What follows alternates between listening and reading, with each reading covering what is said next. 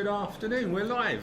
Crikey, what a start! If we look a little bit, stressed. We are. We just got team news really late, and then I can't really say too much until 2 o'clock. Actually, no, I can. The official site is announced, isn't it? We can announce. Yeah, we can announce. We had a new signing, so thank you very much to Mr. Chris Fort for not letting me know we had a new signing, and then drastically trying to do a graphic ready for it. So, so we've got a new signing, Courtney Senior. Some old geezer from Colchester, I believe, George.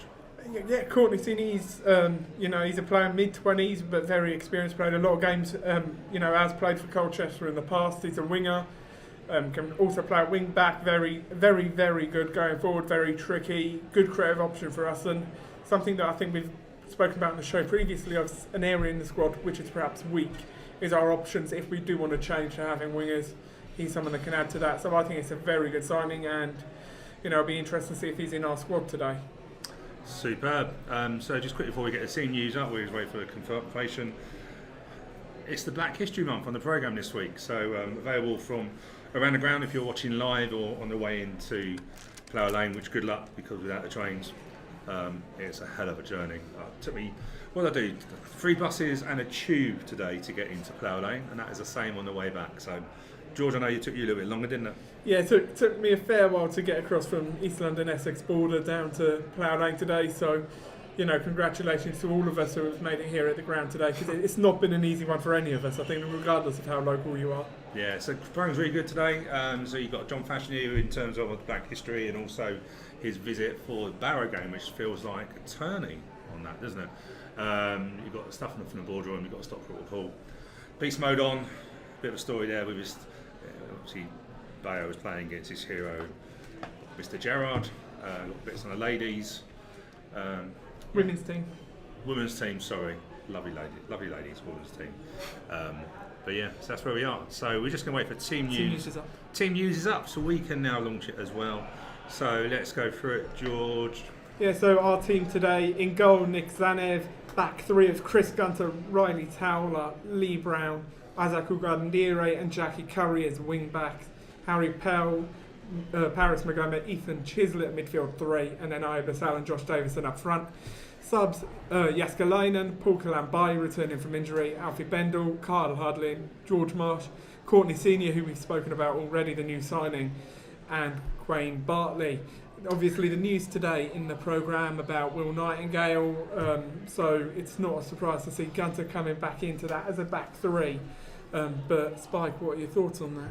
I like it. I think the back three is promising. I think Towler's definitely started coming into his own a little bit after not a perfect start. I like Gunter in a back three a lot more than I do right wing back. I think in the pizza games that he's played there, he's looked a lot better. The Papa John's Trophy, our proud valued sponsors. The Papa John's Trophy, yes, exactly. All other pizzas are available, but not today. Yeah. And Lee Brown, I think, had a good game on Saturday as well, it seemed. So happy to see that. Happy to see the two young lads at wing back. I think they've both excelled themselves and proven they deserve the spot.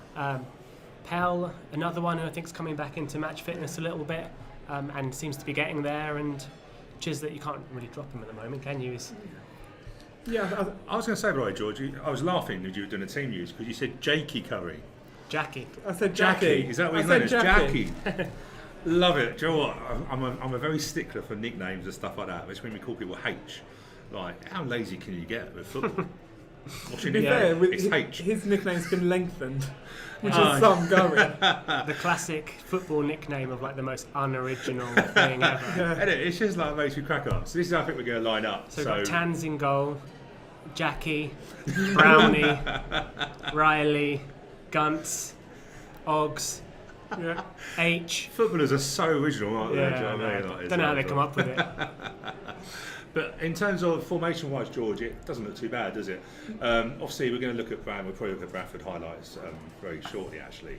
But Ogandire, I'm going to say it this way, isn't it? Added such legs, didn't he, against Bradford? And it actually now, in a way, balances it out, because we said previously as well that people have sort of said, look, go down your right side because Curry's been so effective, hasn't he? But actually now it means we've got out there either side now, doesn't it? Yeah, exactly. And I mean, Oggs had the game of his life, to be brutally honest, and we saw that in the way the Bradford reacted when they got that equaliser. You know, that you could see how much he was frustrating them, how much he was winding them up. You know, and for a kid to do that on debut at Valley Parade, you know, in front of 20-odd thousand of there, that's really impressive. He had a great game, and it's no surprise to see him continue. And we have spoken about it a lot over the last 2 months or so on this show, of talking about us needing more pace and more aggression on that right wing back side. So it's great to see him get a run continue there. It'll be interesting to see how much of a run he gets, or whether Courtney Senior comes into that perhaps next week at Walsall. But it's Oggs' spot again today, and it's, you know, his chance to cement himself in the team when maybe not many people saw himself in that position 4 months ago. Definitely, and we can see your comments coming in, so let us know what your thoughts are on today's lineup. Also, if you like what you're watching, give us a thumbs up, not a thumbs down. Thumbs down isn't available, but I think on Facebook an angry face is available, isn't it? So that's probably going to be, hopefully not, let's hope it'll be our face at the end of the game. So let's have a quick look through the Bradford City highlights, see if I can find them. Technology, Stu. Yeah, just talk amongst yourselves. Should we do the Colchester team news? Or I know you're ready. Found them, well done. Well done. This is what you need. You need cover sometimes. Yeah. This game. I think going into this game, we were all very. We would have killed for a point. We'd have killed for a point. And so strong line-up. Strong line-up, and then 7th minute, you see your captain go down. And he'd done that literally what, third or fourth minute? He did it third. He got turned in the 2nd minute, and I think that's when he did it and he carried on. No, I mean, that goal is... I'm going to be critical, and Tans, I've got so much time with Tans, but it's down the middle. Oh, 100%. Yes, it's got dip. But he has to do anything in the middle third, the keeper has to... But then flip side to it. Yeah. Flip side to it, it's a great save. I'll be honest, the first 2 clips sum up Nick Zanev. He'll let in a very soft goal and then pull off an absolute incredible save. This surprised me of how easy that was. That was a straight ball from Nightingale, which we don't play loads of. That was so easy to get in, wasn't it? Yeah, and that was the thing. We were getting in behind him. It was one of the first times we've successfully gotten in behind a team on a regular basis this season. Yeah. And we were getting success. I love it. Yeah. And look at if you look at that. Look at Curry ends up. Yeah. That's proper, like, 7 aside. I don't care about my position. I'm just going for the chase after the ball. It's literally like going, well, I'm not just a left winger. Yeah. And this, great brilliant work. hold. Great work. That's what Davison is excellent at. Yeah. I mean, that's an outstanding goal. Mm-hmm. It really is, from everyone involved in that. From, you know, Davison, the ball in from Jack, and Harry Pearl. Let's be fair, he's getting in there. Yeah. He's central midfielder. Yeah. Well, that's what we need. We need more goals from midfield, and he can do that. Also, the fact we have first and second to the ball there. Yeah. So many games this year where we've lost the second ball. We had 2 players react to that before any of theirs. And then, to be fair, this was all. Bradford didn't have much in that second half. No, they really didn't. I thought it was, you know, walking away from the Valley, I thought it was one of them where they were perhaps fortunate to get anything. A draw was fair, but I think they were perhaps fortunate. And what can you say? I mean, none of it's in pre-season. 3 goals this season, and he might as well have goal of the season vote already. He's got to pick it. What's your best one? Also, I'm not going to comment on that one yet. He's got another few more in it. But point. Last season we didn't see him on any set pieces, and now it turns out he can take a mean free kick. 3rd goal of the season already in 10 games. Yeah, and we were talking this year that the goals need to come from midfield. There's an area where we were. It's a good shout, You know, with McCormack and Rudy leaving, and it's good to see Chiz stepping up because he needs it. That's just, I mean, that's gutting. But do you know what the biggest problem with that is? They brought Oliver on. Yeah. And in the end, they just overload us. Yeah. And I mean, Verdane Oliver's a very, very good player. We've seen that time and time again. But it shows how good a point it is that we could go to a team that has someone like Verdane Oliver, who would start for probably the other 23 teams in this league, coming off the bench for them. Yeah. And they would celebrate. They celebrate like they'd won the league by getting a point off us. I think that showed what an incredible performance that was against Bradford. And considering where we've come from and what the mood has been over the last few weeks, I think that's a really testament to how it goes. And hopefully that will continue into today. Yeah, and just bear with us, we've got a bit of a sticky camera at the moment. We'll sort it out very soon. You're not missing too much, to be fair, with us in front of it. Bob, she will surely we can get a win today. Any other result is a disaster. That's interesting now, isn't it? Because I think you're right. Bob. I think, Spike, if you think about such a good second half on Saturday. I wouldn't say it's put pressure on now, but realistically, as we've said before, it's got to be consistent now. It can't just be a one-off. We've now got to take this in to today. And this fixture, when you look at all the fixtures coming in, no disrespect to Colchester, but this was our start of more comfortable games. Yeah, I think you look at our fixtures in October and they are slightly nice. Obviously, we have the derby in a couple of weeks, but generally speaking, you don't like that term. No.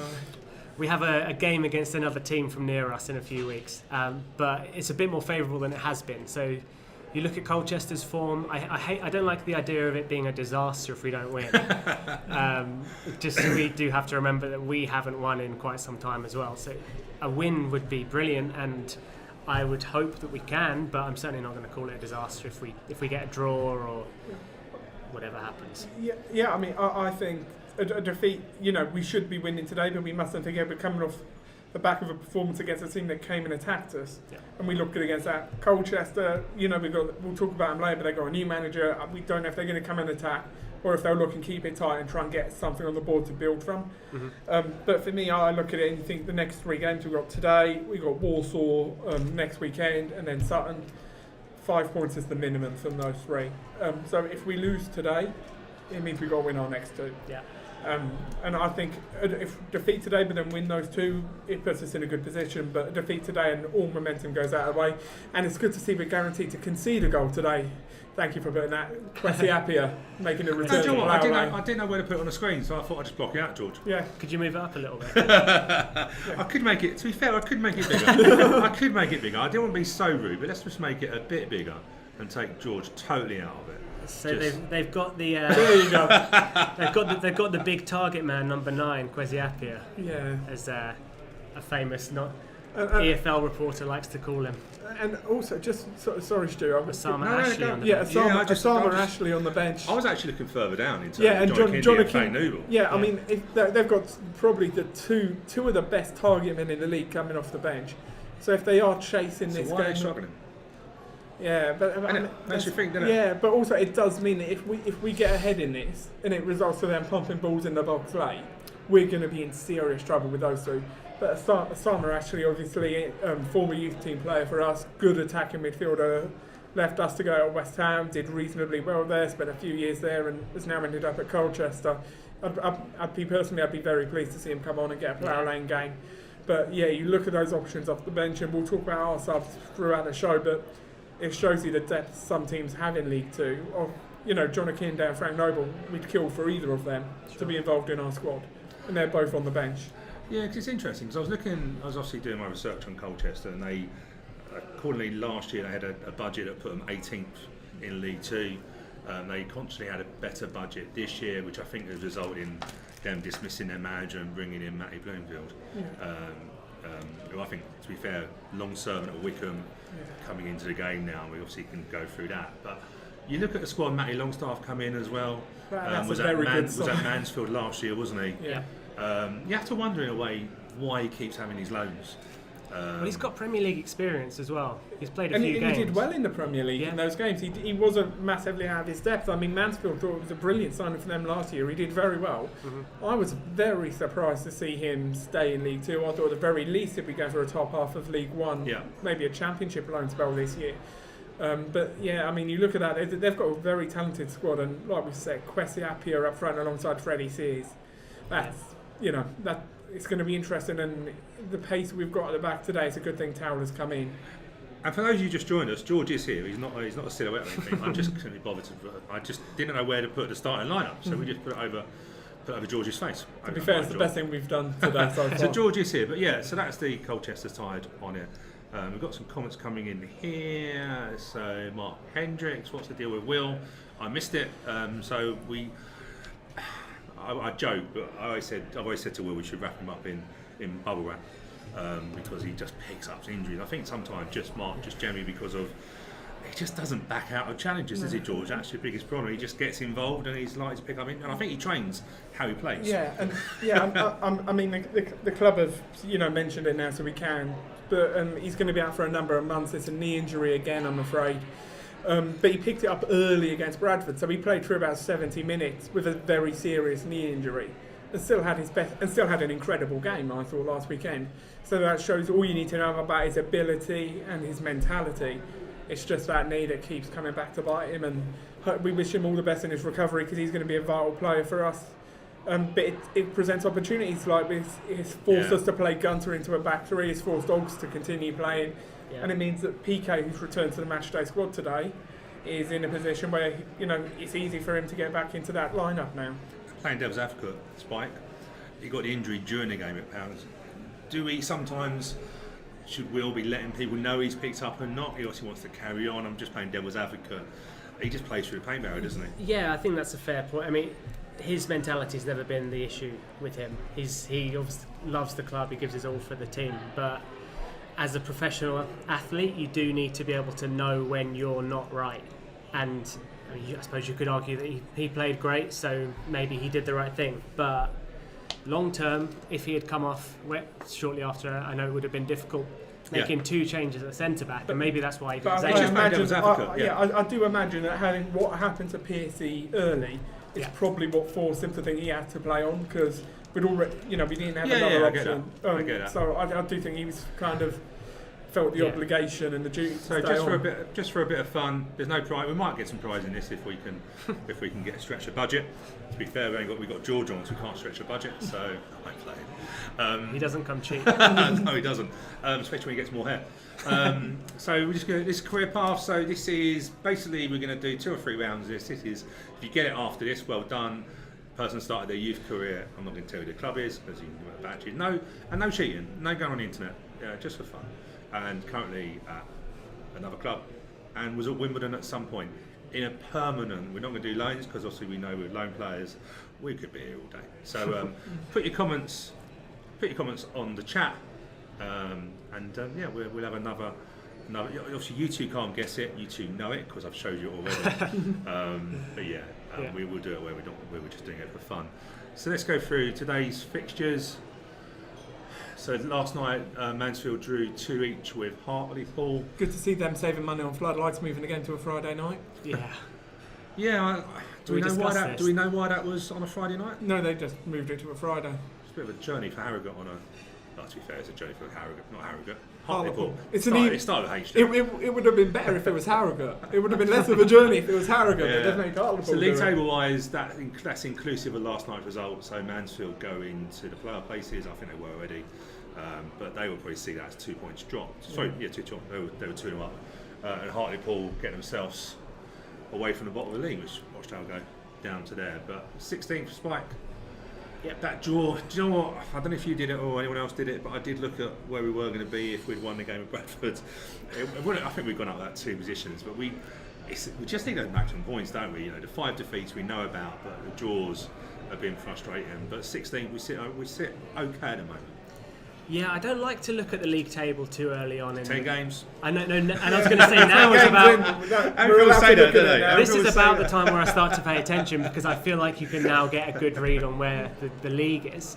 And to be honest, if you had said towards the end of the season we'd be about 16th, I'd think, well, that's not great, but I certainly wasn't expecting us to be 6th, 7th, pushing for playoffs, being totally realistic off the back of last season and just what the changes that we've been going through as a club on and off the pitch. So 16th isn't great. I'd like to see a few more wins. I'd like to see a win. I haven't been able to. Both of those wins I have not yet seen live. So, but don't worry, we've got no Rob Boyce today. So no Rob Boyce. So it'll be a win. As we say, you're right. We say 10 games is we get a little bit of an idea. I think, George, looking at it, I think anything that 16, do you know what I mean? And when no one wins the league or no one loses or gets relegated after 10 games. But the thing that I think surprised me the most is the 5 defeats and 15 goals against. I know 5 of those, a third of those are at Mansfield, weren't they? Yeah.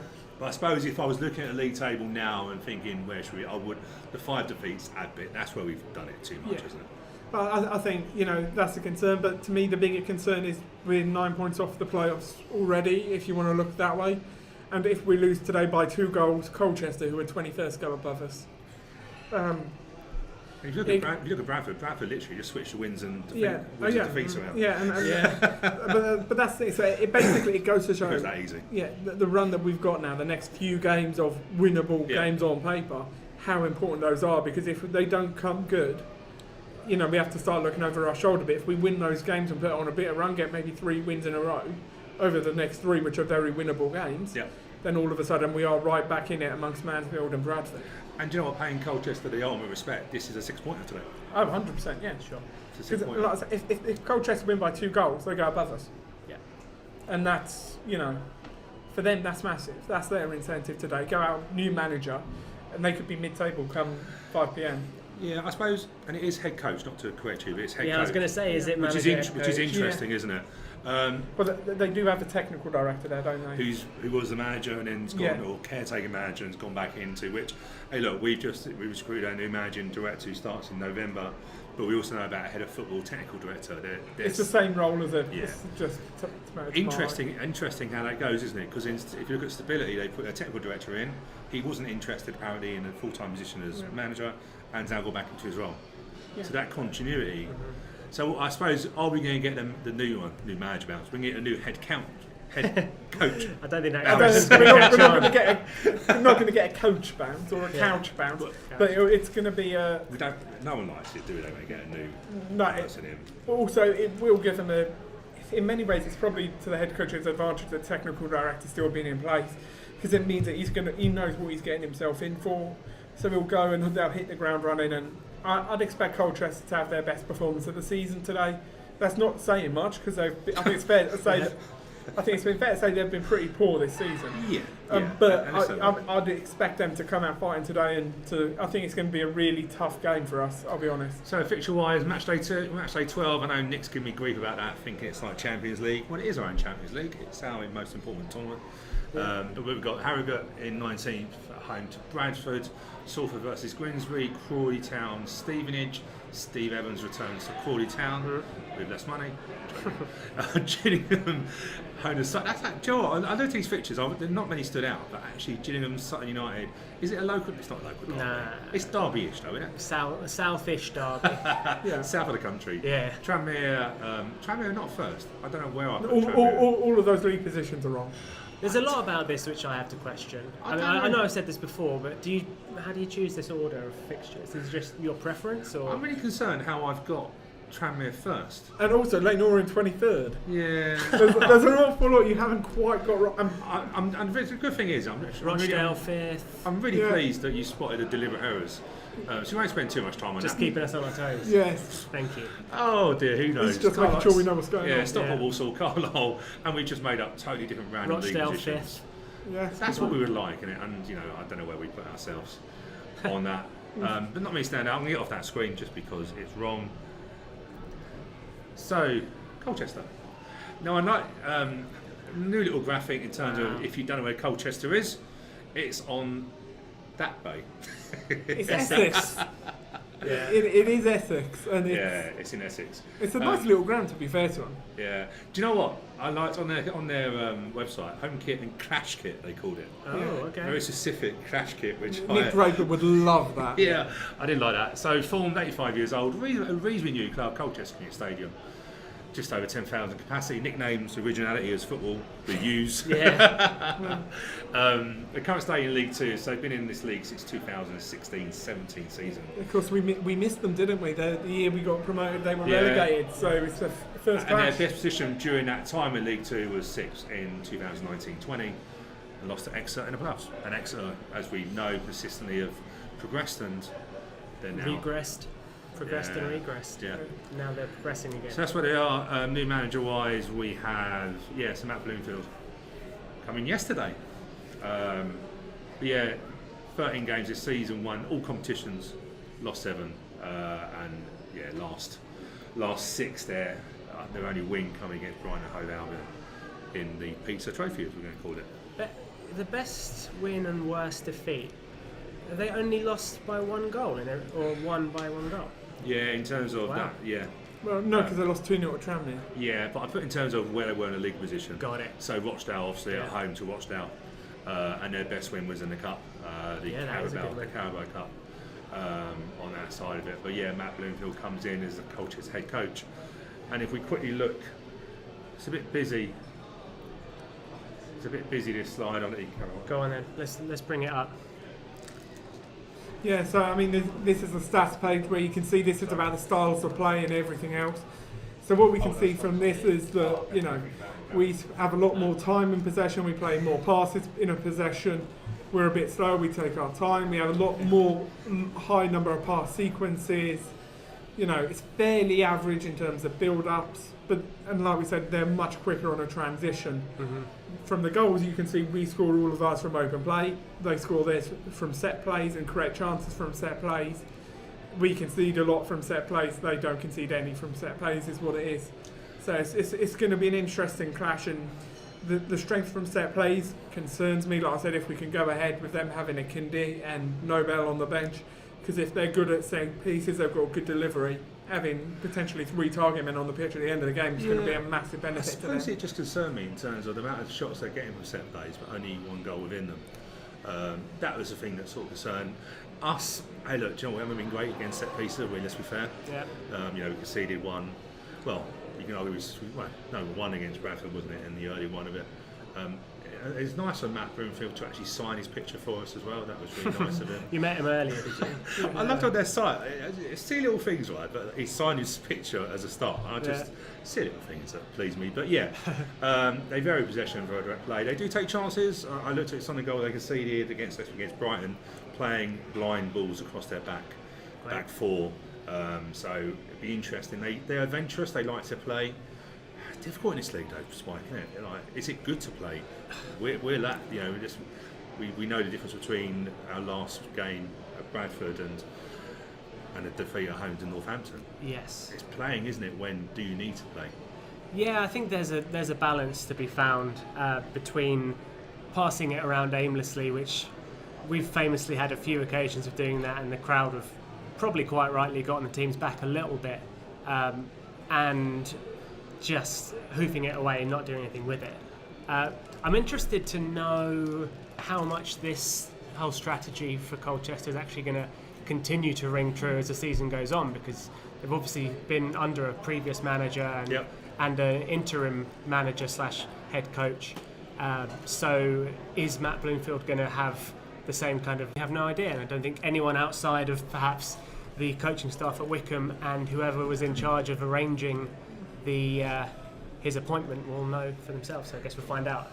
Yeah, and it's interesting. Sorry, very quickly, George. Mr. Hendricks is being rude, proofreading with the reason for next week's technicals difficulties. And to be fair, this is like Nick's attacking me as well. It's match day 12 because match day of the Leyton Orient got postponed. So the logic with Mark is that when we play Leyton Orient, that would be the match day. That would be match day, like. Except later in the season when we get postponements and you end up with about 7 match weeks being played on one Tuesday night from everyone's. Go on, George. Sorry to cut you off there, but I just wanted to make sure I captured that comment from Mark. So it's interesting to see, because they've got a technical director. Yeah. It's interesting to see whether their head coach is going to have any choice over the style of football they play. Yes. Because it wouldn't surprise me going with someone like Matt Bloomfield if he's going to be given a very rigid set of instructions on how they're going to play and how they're going to work it out as a club. With then the very experienced technical director who used to work at West Ham and was very highly respected there, and a bit surprised he's not got a manager's job himself, to be honest, overseeing the technical side of things. So I'm very interested to see how this lies up, but for today, let's be honest, when you have a new club with a new manager, it'll go either they'll come out and attack us and this will be a 7-goal game, or it'll be 1-0 off someone's backside in the last minute, because they'll set up to not concede. It'll be one extreme or the other today, so I'm interested to see which way it goes. Yeah, you either want to impress by not making any mistakes, or you want to impress by looking fantastic. Yeah, and it'll be interesting to see which mentality they go out with. Yes. And Kwesi Appiah will be able to prove a point anyway. Oh, of course. I mean, I hold no ill will to him. No. A lot of fans do, so I can imagine he's going to get a stinking response. You watch it play 9 minutes today as well, won't he? Yeah. Play 9. Unless Guntz goes through in first minute, Lee Brown goes through in first minute. That would be a good way for one of them to win over a lot of our fan base, not including myself or anyone of the 9 News TV team. I wish no harm on anybody. No, absolutely not. Okay, just quickly, because it's coming up at 2:30, so sad loss of a good friend of all of ours, David McKnight, who sadly passed away last Sunday. Today the club are, in about 2 minutes, are going to be doing a the youth team. I think the under 9s and under 12s are going to be a few of the youth teams are going to be walking around the pitch with a name on the back of the shirt and then go and present. Dave, a really big loss. Hard, I think it's caught everyone by shock. I knew Dave for 32 years, stood on the terraces with him at Selhurst Park, and he's going to be a massive loss. It's one of those, George, that I think just, hey look, we've all got a shelf life, but it's a shock, wasn't it?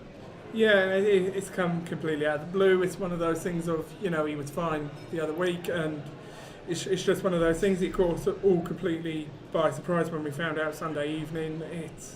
He's been a tremendous servant to the club. He's done so much for everyone. He'd help everyone he could. He was a really good bloke, and he's a tremendous loss to the club, and someone's got very big shoes to fill because he's irreplaceable. Yeah, and you know what? One of the funniest, to be fair, there's loads of funny moments with Dave, but Dave loved his football pitches. Yeah. And I once mistakenly got really surprised at Kingsmead, I think you were in George at the time, when they actually took out the penalty spot. And I was just in awe. I was like, Dave, what's going on here? He went, oh, we stitch in. And then he decided for half an hour, and I was listening to every word, of how you stitch it into a pitch. And I was just gobsmacked. And that was Dave all over, do you know what I mean? Loved his job, very passionate about that, and would have time for you. So it's going to be a great loss. And I don't want more to say about that. But I think it was really nice. I don't know if you saw the tribute they did at the Chelsea women's game. Yes. That looked. I mean, obviously they've only been there for so long, and to give such a really well observed tribute meant a lot about them. Yeah, I think it shows how much it meant to everyone who he interacted with, whether you knew him just in passing or have known him for years. Just goes to show the nature of the man. He would just come and talk to you, Dave. Always had a smile on his face. Yeah, would just come and talk to you, and you know what? You could have a chat with him in 10 minutes, and it was just enjoyable. And I think I'm going to miss that the most of that. But I think it's a minute's silence as well. Yeah, a minute's applause, I think, just before kick-off. Yeah, so it's going to be sadly missed. But I think they should be coming out on the pitch soon. Okay, so let's have a look at some of the comments we've got in here. Paul Christine Measures, really need 3 points today. Must win today, Spike? I know we hate saying that, don't we? It's too early for must wins, I think. It's a must win because I think I'm going to get it in the neck as being a bad luck charm if we don't win, because I haven't seen us win a game in the league in 2022. But apart from that, I think we can. It's still kind of at the stage of the season where I think it's just important to have a good performance. I think we're vastly approaching must-win territory. I knew we'd go there. I think I'm not sure if it's today, but I think if we don't win today, Walsall and Sutton, we have to win them both. I think it's Sutton is a cup game. Effectively, isn't it? I reckon you could toss a coin for that. Yeah, that's whoever deals with the occasion. Doesn't go on form, does it, necessarily? Yeah, and that's we're going to need. Today's game very, very close to must-win. And the other thing is, said it again. I hate the fact that we're looking over our shoulder in League Two, but there's a team below us who, if they win today, go above us, and Colchester. Oh, okay. And that's I don't know because my league table's so wrong. No, but it is a major concern for us because we can't be giving away 6 pointers at this stage of the season because you can't rely on having a good run in the second half of the season to make up for it. Because we saw what happened last year, you need to get points on the board early, and then hope to get whatever you need in the second half. So it's going to be a big test today, and it's going to be a challenging game. And like I said earlier, we need 2 wins in our next 3 games. And the other thing is the crowd will turn if we don't start picking up wins here, especially in games that are seen as winnable. Yeah, I think that the crowd reception is as much of the point as anything, because I suppose quite fairly, having come down, a lot of fans would expect that you will be challenging at the top of the league, and while that's not always realistic, it's not unreasonable to expect it. So if we can't win games like this, then we're going to be it's going to be tough. So Simon Wheeler, hello, welcome for watching. I guess with the trains and that you can't really get it. Watch it on iPhone. Actually, no, you can't. No, you can't. Maybe move abroad if you can very quickly. Anyway, let's move on. Start of a huge month. Good one. We need to show intent today and put some markers down to consistently pick up points and get into good run of form. I think, I agree with you, Simon. I think it's what we said before, isn't it? As good as a 45 minutes was at Bradford, we desperately need to try and get it here, don't we? Yeah. On that sort of side of it. What else we got here? Huddling these minutes not put on with 7.5 minutes to go. Yeah, I think he could easily have 8 minutes this week. Yeah, I don't know about Hudlin excelled last season at Solihull Mills as a impact sub. Yeah. And I think to expect him to go from that to then jumping up a division and being 90 minutes, 80 minutes, whatever, it's not his game at the moment. No, He's still young. yeah. No, I mean definitely. I think he's a player who. He's still young at 6'9". Yeah, Fortunately, The we two don't don't measure get his age by height. I know, but you naturally think these people are like grown men, don't you? Yeah, John? yeah, of course. yeah. I mean, I agree. But he was an impact sub at Solihull last year in the National League, and I think the role his role this year for us is going to be what Bales was in our promotion year of 20 minutes off the bench. Try and change games late for us, maintain either to hold on to a win or try and attack and change something. Yeah. And realistically, it's going to be cup games. He'll get 90 minutes and build up his fitness through them. So I'd be surprised if he starts any of our next few games, because the other thing is you can't start him with Davison because there's not enough mobility, and you can't drop Josh Davison because he's probably our best attacking outlet. Yeah, and I think with the increased amount of substitutes we have this season, there's a lot of merit in being an impact sub. I know the super sub is a term that a lot of players don't like, but they change game. That's the whole point. If you can come in and score your goals off the bench while having less running to do as well, why not? Just going, loads of comments on here. Everyone's stuck at home. Yeah, probably. Anthony Peller's getting stuck in. It's a breath of fresh air. Add Woodyard to the mix. It should be a solid midfielder. So the great news, I don't know about you, but I was quite excited to see Mr. Alex Woodyard running out for training. Yeah, really great. You know, let's be fair, it's like having it when he comes back. It's going to be a new signing, but your captain as well coming back. And I agree. I think Pell is now. I don't know about getting stuck in. I think you're now starting to see. He looks like he's a bit like. I think myself. Could you imagine Hudlin and Pell on the same pitch? Like it's like Bambi legs, isn't it? It's like they are so. They just get around so quick, don't they? But Pell, I think Pell is such a benefit to his team. Pell's massive for us, and we can see him that H. the transition. You know, Penny. he's playing as a proper number 8, and it's something that we've missed in previous years of a player who's that box-to-box midfielder, and Pell's very, very good at that.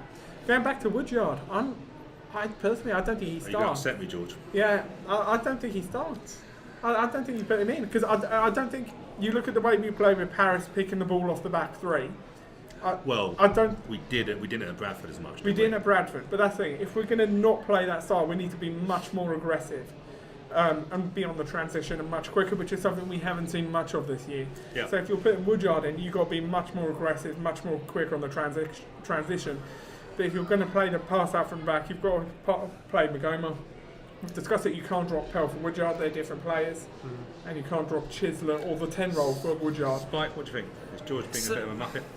Well, yeah, some things never change, but I think you can quite easily accommodate. I mean, there is a discussion to be had how they all fit in, but I think we've had issues this season where Magoma has dropped so deep and he's stayed deep, and that doesn't benefit us. So if he has Woodyard alongside him, then that perhaps gives the opportunity for him to come and go as well, while Woodyard sits, which will hopefully mean that we can develop the play slightly quicker. The midfield doesn't get overrun as much as it has been at times in the season. But hey, look, we've had issues with midfield for how long? Yeah. To have It's nice to have this problem. to have our captain and us going, I don't know if he can get in. I think. Go on. So I mean, the one potential solution is a change in shape and go for a 3-6-1, where you play Magoma and Woodyard as the two holding. Double pivot. Yeah, effectively, and then you've got Chisler and Pell as the more attacking options, and almost play in the box 4 with the sort of wing backs in as well. And then, I mean, it leaves Davison isolated and puts massive pressure on Chisler and Pell to get up in and around him and win second balls. But defensively, you're not going to get dominated in midfield, and it'll be tough to break down. So if we're going to places like Bradford where you're going to need to sit in and take a point, it gives us an option to do that. But for games like today, I wouldn't have Woodyard starting. Well, no, because he's not fit. Yeah. It's nice to be adaptable. Yeah, it's good to have those options. And in all seriousness, I think you put, and I'll be honest with you, I think you put Woody in regardless. I think as soon as he's available to come in, he goes in as captain. And the reason I say that is I don't think Magoma can play 40, 45 games in a season. I really don't. Even though you could probably play them, I don't think you can play them consistently and play at a level that he needs to. I think as good as Magoma is, we have to remember this is his first loan. Yeah. I don't think Woody is a sub. I think you play Woody in the middle, but I think Magoma can come in for either or Pell. Do you know what I mean? I think you can play him for. Yeah. I think you can play him for bunches of games. Yeah. And the reason I say that, I remember last season we said about Rodoni and Ayobasal. Yeah. We relied on them. They played 40. I don't know how many games they were in the end, but It was too many. They were both well into 50. but we saw performances from Ayob, didn't we? Yeah. That were not disappointing, but it just looked like he needed to be rested. But we had nothing on the bench, Yeah. did we? And that's the only reason I say that about Magoma. I think he's technically excellent.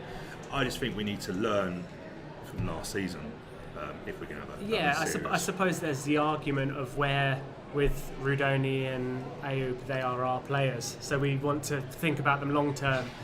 With Magoma, he's not. We could run him into the ground and then say thanks for your hard work. See you later. But it's probably not going to be beneficial to our team. That's fair. Yeah. That's fair. So yeah, I'm all for the rotation to an extent. It's about having defined roles that the players are going to play and adjusting for the opponent. Cool. So last time out at Plough Lane was at home to Crawley in the Papa John's Trophy. Get it right, please. Get it right. Group stages, and I think George, from all accounts, we've qualified, haven't we? Yeah, we have qualified now for it. You know, we made a lot of changes. Jaskalainen gave coming me great in. challenges with his name. Yeah, Kwaku, who I rate very, very highly, came Who on. was on loan, wasn't he? But he can come back for this Yeah, game. yeah, loanies are allowed to play in this competition. Now sit back and watch this comedy. Yeah, this is absolutely. This will be on the Football Power. This is just Yes. hilarious. Yeah. Compounded by the miss of the open goal at the end of it. No, we're not. Look, we're not laughing at Crawley. We're not laughing at Crawley. But what I like about it is the centre half who gets sent off tries to open his body up Yeah. to get it on his left foot, slips, then tries to handle it and hold it and misses that. but you can't even handball it right. And what Will Nightingale showed everyone how you're meant to do it when you fall over Yeah. when defending the ball. Of dribble the ball with your head Did for a, 3 yards and then No, play up the it's best just, pass it's just of the him. He just season. opens his body up. Yeah, it's calm, composed, and then it just goes. And then let's be honest, it's a miss. That's bad. That's Yeah. a bad miss. There's no But way of course, around. he heard the whistle. Well, no. Well, you know what it was? He knew he wasn't going to get sent off. He'd score. Yeah. Well, it's the argument, isn't it? What we Yeah. were saying beforehand. You know, if he scores, then Yeah. does the player get sent off? Yeah, I mean, I think we're very fortunate to get a penalty for that. Yes. Penalty? Yeah, He's purely got to bring because- it back, though, isn't he? No, because he got the advantage. Well, he didn't. He didn't score. No, but the advantage is creating the chance. But is it because it's a red card? You can't play on from a red card. Yeah, can no, you? but You have he to- signalled the advantage. I know you Yeah, can't he rewind did. it. He signalled Oh, the okay. advantage. He did. It's just a funny. Yeah, I mean, it's No, absolutely it's hilarious. the Papa John's trophy. Let's just have some fun. I mean, all I can imagine Like if they he did needed that. a in bigger the- audience, didn't it? Yeah, imagine if he did that in the league game with 9,000 people here later in the This goal here, season. how's your luck? It'll Yeah, come it's out. just- It's just. I just feels like we've stepped in something.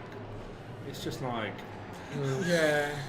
how's your luck, innit? Do you know what I mean? On that side of it. It was a bit of a sloppy game, I thought. I don't know whether the pitch was a little bit overwatered or something, but it seemed a lot of players were falling over.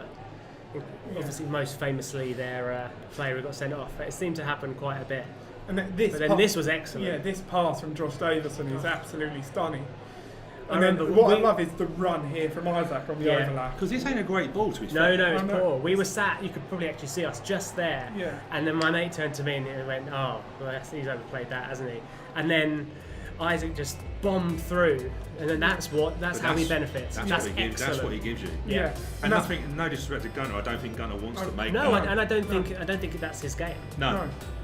No, and I think that's so important, and that's attacking, because that's what we saw on the left with Jack Curry so far this season, and it's what Oggs gives us on the right. Yeah. So And we then this bought goal, two subs on, didn't we? Bought Yeah. Davison and Naob on.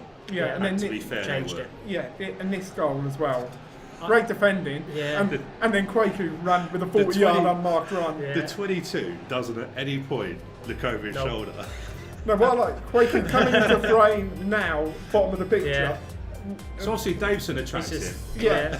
And then Even he- when the he don't ball's look. gone, he doesn't He care. don't, don't look till well after the ball's been squared. Yeah. And But first professional goal. yeah, and fair play. Well he done. finished it off, got the win, and then Kwaku for that. It's you want your first goal to be something like that, which is just Or something brilliant. like this. He got his second. Another great header. Yeah, Officially an own goal. That's a bullet header, that. I'll be honest. I don't think you could do that again if you tried, because that was a great header. I'd love to know what he was actually trying to do, but we'll let him off. Yeah. So program is available if you're watching it live. If you're watching it in the ground, they're available within the ground. They're also available if you're at home online at matchdaydigital.co.uk, and of course if you're watching this on demand, then you can get your program. It's a good one this week, Black History Month. John Fashanu, Roy Cunningham, Robbie Earl, who's an absolute legend, Lyle Taylor, and Isaac The future. Obandire. Yeah. So it is, it's your past, isn't it? Yeah. Lyle Taylor could be mistaken for Nathan Young-Coombs, or vice versa. Yeah. But yeah, program's available, really good program this week. So George, you could quick go through for people that are joining us for team lineup. Yeah, so it's Nick Zanev in goal, back three of Chris Gunter, Riley Towler, Lee Brown, wing backs Isaac Obandire and Jack Curry, midfield three of Harry Pell, Paris Magoma, Ethan Chisler, Ayub Assal and Josh Davison. The substitutes are Jaska Leinen, Paul Kalambai returning from injury, Alfie Bendel, Carl Hardlin, George Marshall Courtney Senior, who we'll talk about more as the show goes on, today's latest new signing, very good player for us, winger/wing back, and Quayne Bartley also on the bench. So in case you also missed it earlier while we're talking about this, Will Nightingale is sadly out for a number of months with another knee injury he picked up in the early stages of last week's point away to Bradford. So Spike, you look at this, I know we spoke about it briefly earlier in the show, but what do you make of it? Yeah, it's. I think it's about as close to as given the injuries we have, it's about as close to the strongest team that we can play. I'm really excited by the pace and the width that we have at wing back now. The centre back trio, I think, is really promising. I've liked watching Gunter playing at centre back in the Papa John's Trophy games, as I mentioned. Isaac Obandire has been brilliant in that position as well, and Chislett is undroppable at the moment. He's probably been our best player. Davison, for me, has been the signing of the season so far. I love it. And do you know what I like about him as well? I like that he's a fellow player with not that I'm a player, but fellow guy with slightly longer hair. Yeah, and it is good.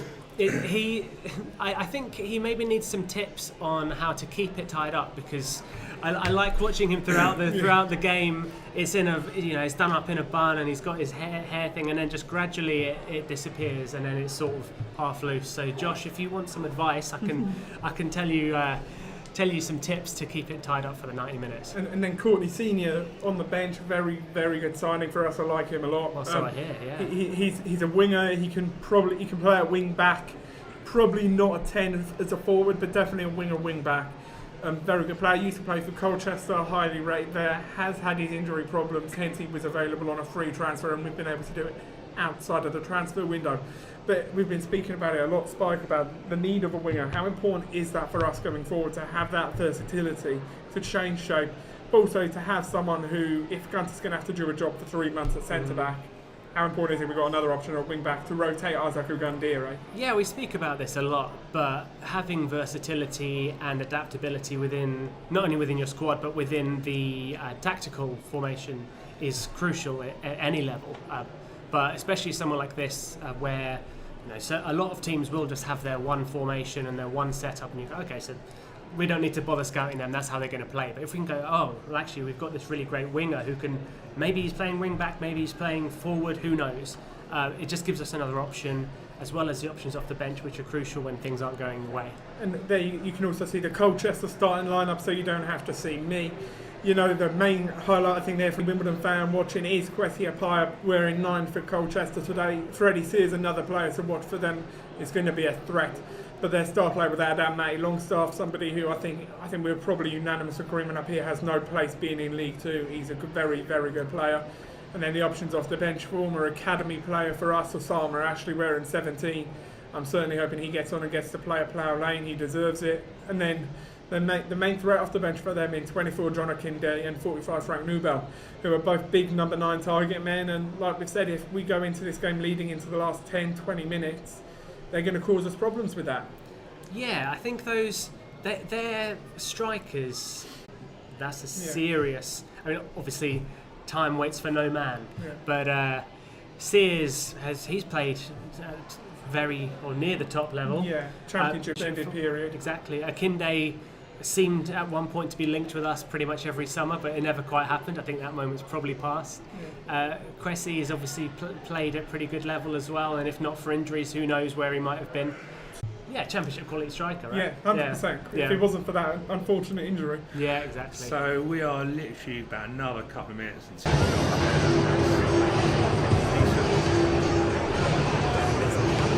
over 6,500 tickets sold. Yeah, about 6, 7 Lakewood Chips making a return there, which I'm sure yeah, we're all and the ice cream excited van right down the end as well. And that's a bit of the industry question of that. And the cameraman's got a bit excited there. Yeah, you know what, fan zone, for those of you who've not been at the fan zone, I basically mean to make sure that they've chips there, that's my favourite, the other way, high.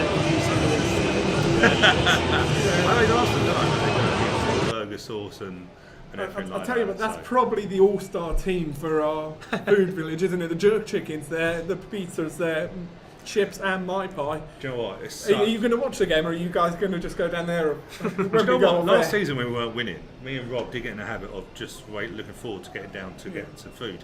I won't lie. But do you know what? Some great stuff down there. The pizzas, dough shack.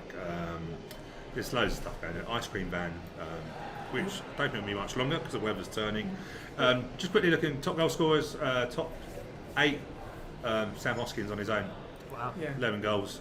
I think 11 goals in 11 games? No, 10 games. 11 in 10. Yeah. Only one penalty as well. Yeah, and that's the testament. Yeah. And also, do you know what? Josh Gordon, I keep calling him Flash Gordon for some reason, but I thought he was very good against us for Barrow down here. He scored against us as well. I thought he looked good. Another Courtney must be their name. Obviously, we've got our own Courtney Senior. Let's hope she scores as many goals as that. Yeah. Danny Johnson, I think he got 3 of those hat-trick first game of the season. Yeah. They all count. He's slinging there in that leaderboard. Omar Bogle. But also, Andy Cook there shows how good a game we had last weekend. We kept somebody who is, let's be honest, going to be right up there with Sam Hoskins for the Golden Boot this year. Very, very quiet all game. Yeah. And I think our backline, Riley Towler, who was on in after coming on in the 10th minute, deserves immense credit for that. Definitely. And I think it's going to be an interesting one for Riley today to see how he deals with a very different kind of threat. Because Andy Kilk, very physical, very much battering ram style forward. Yeah. And whereas Quessy is going to be a very different threat for Colchester. Quessy's a target man, famously. Yes. It'll be long balls for him to win headers. Yeah, exactly. Do you know what's interesting as well is obviously we're not on there, but we have got 3 players with 3 goals, Chisler, Nathan Young-Coombs and Mr Davison. So we're sharing them around, but we haven't got, hey look, any team that's got a player like a Sam Hoskin getting over 10 goals already, in double figures. That's great. The one thing you say is you don't want them peaking too early because scouts are going to be looking at that. And in League 2, he won't be around in the second half of the year. But to be fair, Sam Hoskin at this level has been decent, hasn't he? Do you know what I mean? And Northampton have impressed me, especially of, let's be fair, the worst ever finish for a season. Boy. Yeah. Do you know what I mean? What a kick in the teeth. So fair play to Northampton, do you know what I mean, in terms of how they bounce back with that. But that's us nearly done. Let's get on predictions. It's going to be a challenging game there. It's going to be an interesting game. It's one of those where, because it's their, they've got their new manager Bloomfield coming in. We don't really know what to expect from them. I do think we're getting very close to must-win territory. I think we're going to see an improved performance. I'm going to go a 2-1 win for the Dons. I forgot the sound, Mark. Sorry, I got excited. You can't blame him. He saw the gherkins were there ready to be picked up, and he started to.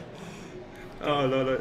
Mark's going in for it big time now. If it comes to the scores, I'm blaming George. To be fair, we've got enough people to blame. Yeah. Spike. I would hope that we will win this game.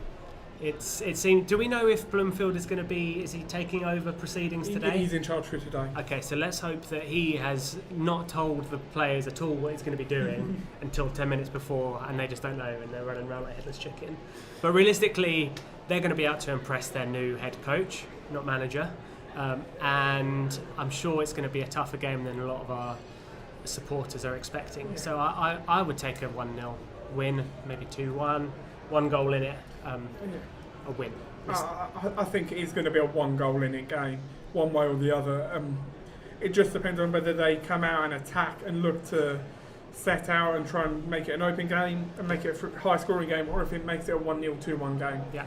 But either way, it's going to be tight, and it will be much tougher than most people are expecting. Yes. I'll go for a 4-0 win then, just to make it exciting. 4? 4. Yeah, 4. Which For way? Oh, for us, I know we conceded 5 at Mansfield, but I don't expect us to get 4. Otherwise, you will hear it. It will be. We are due a big win. It will I mean, be due a bad win. one, yeah. But But we've been due a big win for about, 5 years, 6 years, Yeah, true. 7 years now? True. Okay, so we're going to wrap up as again. We pay our respects to Dave McKnight. A minute applause here at Plough Lane. Going to be sorely missed, and we will leave you. We'll leave you that, and we will see you at the final whistle.